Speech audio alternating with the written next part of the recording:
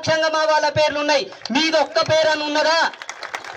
మీరు కట్టుకున్న కట్టడాలకు మీరు పేర్లు పెట్టుకున్నారు. నిన్న మొన్న కట్టుకున్న కట్టడాలు అవి కూడా స్వతంత్రంగా మీరు కట్టుకోలేదు, మా విశ్వాసాల మీద కట్టుకున్నారు. కారణం మంచితనానికి మేము తల వంచుతాం కాబట్టి, అతిథిని మేము గౌరవిస్తాం కాబట్టి.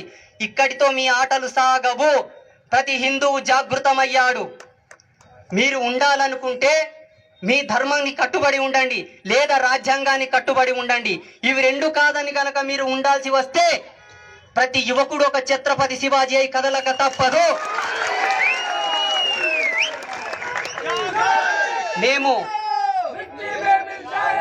మేము ఆజన్మాంత బ్రహ్మచారులం, ఆత్మ సన్యాస యోగులం. ఇస్తే వరం, పెడితే శాపం.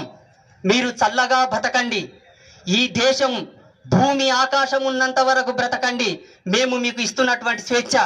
మా స్వేచ్ఛను హరించాలని చూస్తే మేమేంటో కూడా చూపిస్తాం. జాగ్రత్త. ఇది మాకు ధర్మం నేర్పింది. నిత్యం యజ్ఞ అనుష్ఠాన శక్తితో లోకా సమస్త సుఖినో భవంతు అను ఆజ్యం పోస్తున్నటువంటి పరశురాముడే విధర్మీయులను చెండాడడానికి గండ్రగొడ్డలి కూడా పట్టాడు. అది మాకు తెలిసినటువంటి నీతి. సాధువులు గాజులు వేసుకొని కూర్చుంటారు, యోగులు మూలన జపం చేసుకొని కూర్చుంటారని అనుకోకండి. ఈ దేశాన్ని పునరుత్థానం చేసి ధర్మస్థాపన చేసినటువంటి హరిహరాయలు, బుక్కరాయలు కూడా సనాతన ధర్మంలో పుట్టిన యోగులే. అందుకు నిదర్శనంగానే జరగబోతుంది ఇప్పుడు భారతదేశంలో. మీకు ఏ భయము లేదు. ధైర్యంగా మన ధర్మాన్ని మనం కాపాడుకుందాం, మన దేవతలను మనం పూజించుకుందాం. ఇతర దేవతలతో మనకేం పదయ్యా? ఏముందాడా? ఏముందని పోతున్నారు మీరు? ఎందుకు గౌరవిస్తున్నారు మీరు? నీకు తల వంచితే నువ్వు తల వంచు, నిన్ను గౌరవిస్తే నిన్ను గౌరవించు. నీ జీవితంతో ఆటాడుకుంటుంటే నువ్వెందుకు కప్పుకుంటావు? చీము నెత్తురు లేదా? ధైర్యం లేదా మనకు? వాళ్ళని కించపరుస్తూ మనల్ని ఏదో హైలైట్ చేస్తూ నేను మాట్లాడటం లేదు.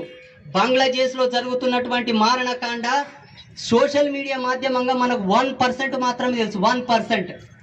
ఎందుకంటే మీడియా మాధ్యమాలకు కూడా కొన్ని ఆంక్షలు ఉన్నాయి కాబట్టి వాళ్ళు ఎక్కువ చూపించరు, వాళ్ళు ఎక్కువ చూపరు. అంతకు 100 రెట్లు అక్కడ జరుగుతుంది. అది ఈ దేశంలో జరగదని మీరు ఆలోచించకండి. జాగ్రత్తగా ఉండాలి. ఆనాడు జరిగింది ఒక తప్పు మన వాళ్ళు చేశారు. ఏంటి?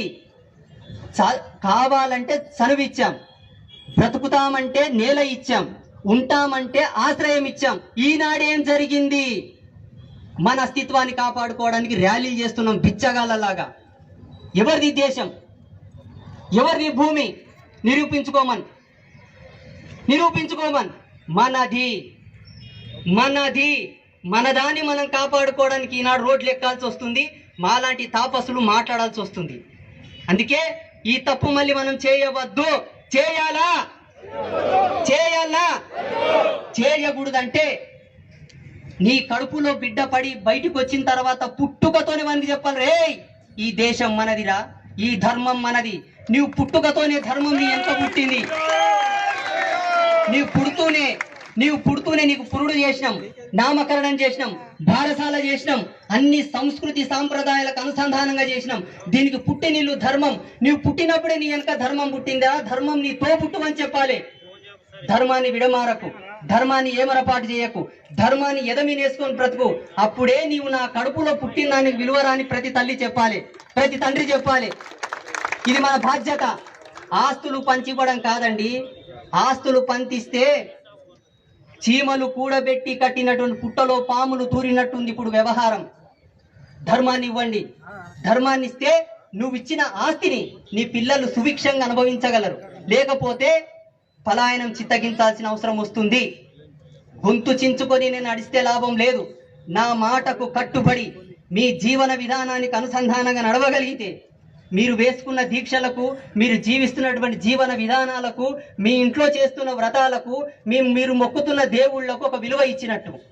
మేము చదివిన ధర్మశాస్త్రంలో ఏమున్నదో తెలుసా?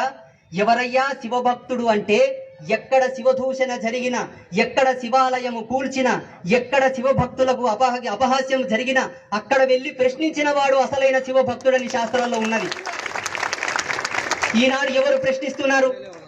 మాలాంటి సన్నాసులు వచ్చి మాట్లాడాల్సి వచ్చిన దౌర్భాగ్యం వచ్చింది. మేము ఎక్కడుండాలి? ఎక్కడో గుప్తంగా ఉండి మా తపశ్శక్తితో లోకానికి సంరక్షణ ప్రసాదించాలి. నడి రోడ్లు ఎక్కాల్సిన పరిస్థితి వచ్చింది. కారణం మీరు నిలబడట్లేదు కాబట్టి. ఈనాటితో ఇది ఆగదు. అందరము కూడా ప్రతి ఒక్కరం ఆనాడు మహారాణా ప్రతాప్, ఛత్రపతి శివాజీ, ఝాన్సీ లక్ష్మీబాయి లాంటి వీరులు పుట్టినటువంటి ఈ దేశంలో మనము పుట్టాం. వాళ్ళ రక్తమే మనలో ఉంది కాబట్టి మనమందరమై దీక్షా కంకణధారులమై నిలవాలి. ఇందుకు మీరందరూ సంసిద్ధులైతే ఇంకొకసారి పిడికిలి బిగించి గట్టిగా చెప్పాలి, జై బోలో భారత్ మాతా కీ, భారత్ మాతా కీ, భారత్ మాతా కీ. లోకా సమస్త సుఖినో భవంతు, సర్వే జన సుఖినో భవంతు. అందరూ చల్లగా ఉండండి. స్వస్తి.